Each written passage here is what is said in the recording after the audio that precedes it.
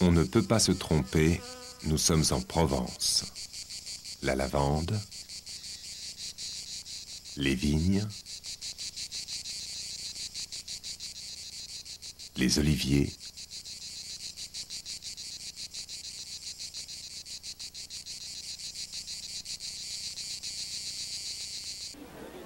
un marché plein de parfums et de couleurs avec ses fruits rouges. Vous voulez rajouter des framboises? Non, je vais voir si je trouve d'autres fraises. Ah, vous en trouvez, hein? Oui. Moi, j'en ai pas reçu, mais vous allez en trouver, hein? Ces melons sucrés, bien entendu. Que de celle-là. Ah, vous voulez? Cette Simone-là, vous ne pas Simone. Ces olives, ces piments et ces beaux tissus provençaux. Et voilà. En Camargue, c'est la surprise.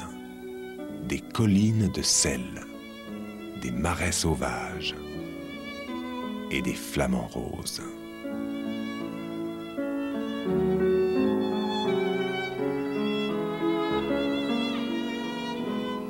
Et puis le Rhône, et au-delà du vieux pont, Avignon, la ville des papes, avec son imposant palais et ses murailles.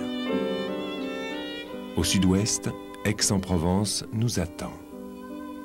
Allez découvrir ces belles places et ne manquez pas le festival d'art lyrique en juillet-août.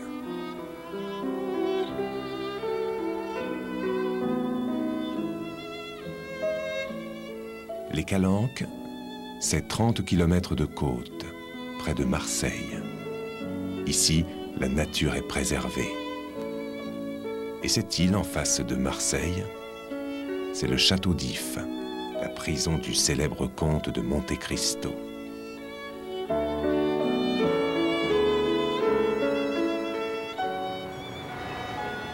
Vous êtes à Marseille, son port, ses rues étroites.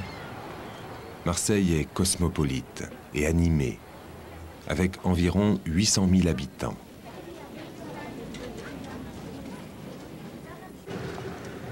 Les bateaux rentrent dans le port avec le poisson de la journée.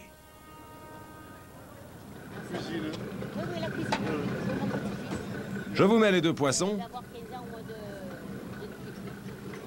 C'est pour la bouillabaisse. Et voici le résultat. Ça sent bon.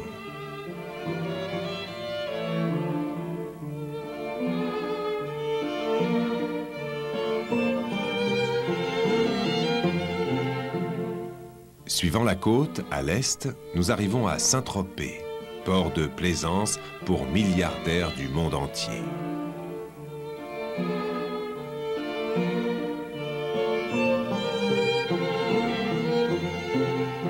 À une 50aine de kilomètres de Saint-Tropez, les rochers rouges de l'Estérel se jettent dans la mer. Sur la French Riviera, on ne fait pas que du tourisme. Il y a Sophia Antipolis, près de Nice, la plus grande technopole d'Europe. Aujourd'hui, elle compte 16 000 employés et des chercheurs du monde entier viennent travailler ici. Bienvenue à Nice.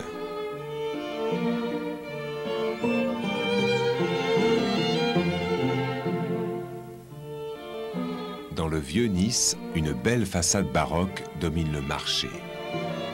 Ici, vous allez trouver du mimosa. Traversons la Méditerranée. La Corse vous attend, avec ses paysages imposants de montagnes et de mer.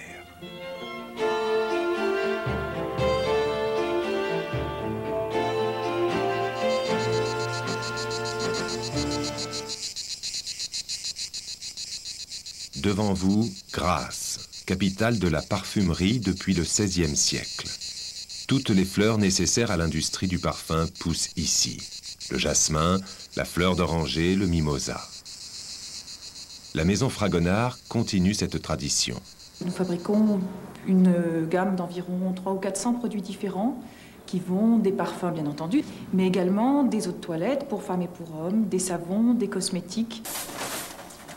Une centaine de personnes travaillent à la fabrication des produits. Chez Fragonard, tout est mécanisé.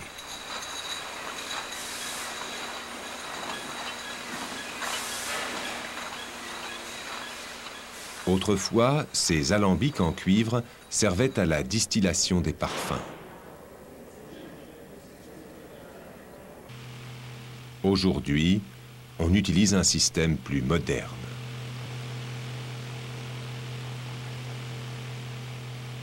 Lui, c'est le parfumeur, l'homme le plus important de la maison, le nez.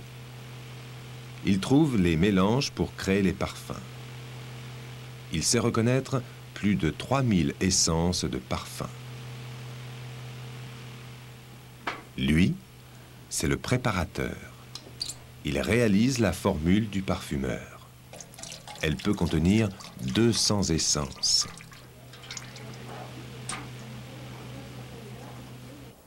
Des visiteurs du monde entier viennent découvrir les parfums de Grasse. Pourquoi pas vous ?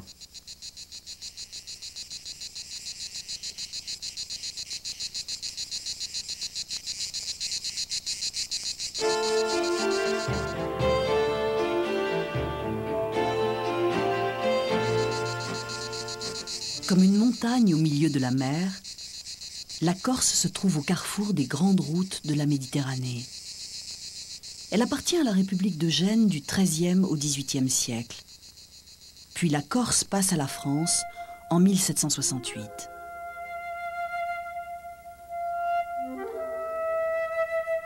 Un homme, Pascal Paoli, joue un rôle important dans la lutte pour l'indépendance de l'île. Sa maison natale est devenue un musée. L'autonomie corse reste toujours d'actualité.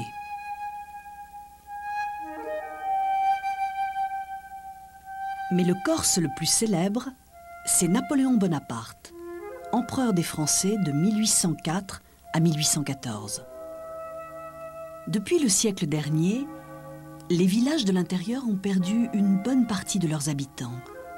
Les bergers et les paysans sont partis vers les villes industrielles du continent.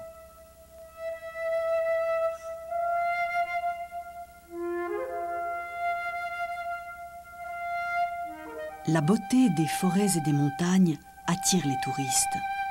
Dans le parc régional corse, ils peuvent découvrir la nature, faire de la randonnée, se baigner dans une rivière,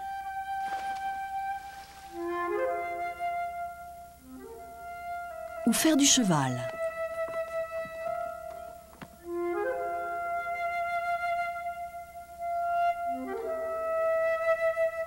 La côte est certainement plus connue, avec ses falaises et ses villages blancs aux toits rouges.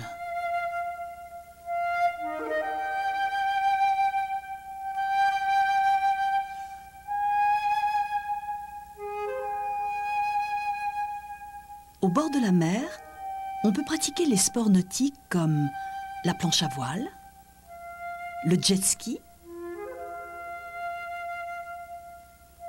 ou la plongée. La réserve naturelle des Lavezzi, au sud de l'île, possède une grande variété de poissons. C'est un lieu idéal pour les plongeurs.